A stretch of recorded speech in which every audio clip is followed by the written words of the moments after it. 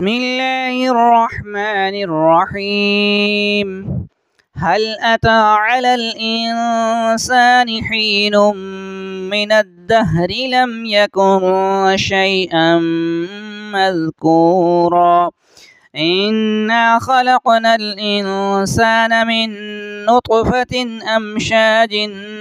نبتليه فجعلناه سميعا بصيرا إنا هديناه السبيل إما شاكرا وإما كفورا إنا أعتدنا للكافرين سلاسل وأغلالا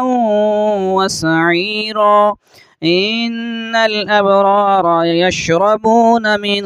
كأس كان مزاجها كافورا عينا يشرب بها عباد الله يفجرونها تفجيرا يوفون بالنذر ويخافون يوما كان شره مستطيرا ويطعمون الطعام على حبه مسكينا ويتيما وأسيرا إنما نطعمكم لوجه الله لا نريد منكم جزاء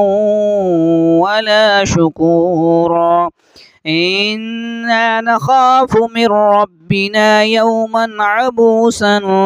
قمطريرا فوقاهم الله شر ذلك اليوم ولقاهم نضرة وسرورا وجزاهم بما صبروا جنة وحريرا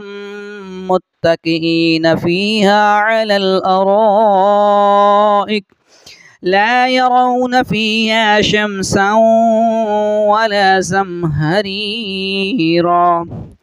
ودانية عليهم ظلالها وذللت قطوفها تذليلا ويطاف عليهم بآنية من فضة وأكواب كانت قوارير من فضة قدروها تقديرا ويسقون فيها كأسا كان مزاجها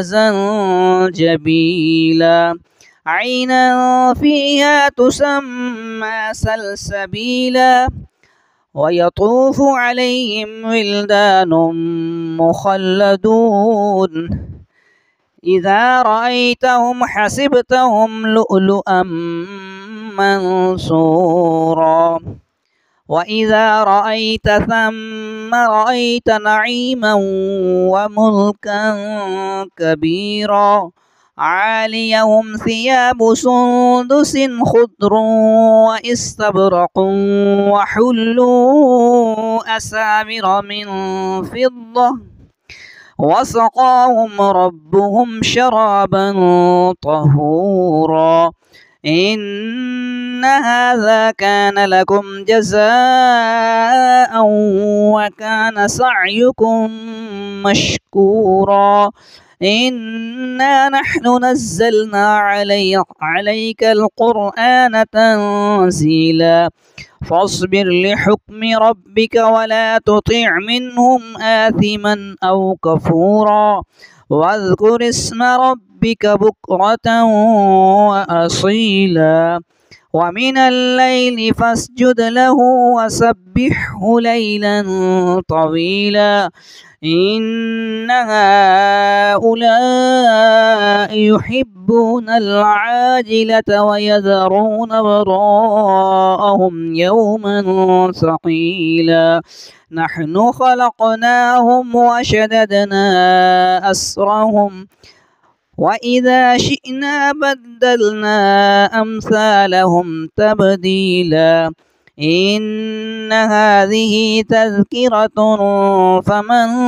شاء اتخذ إلى ربه سبيلا وما تشاءون إلا أن يشاء الله إن الله كان عليما حكيما يدخل من يشاء في رحمته والظالمين أعد لهم عذابا أليما.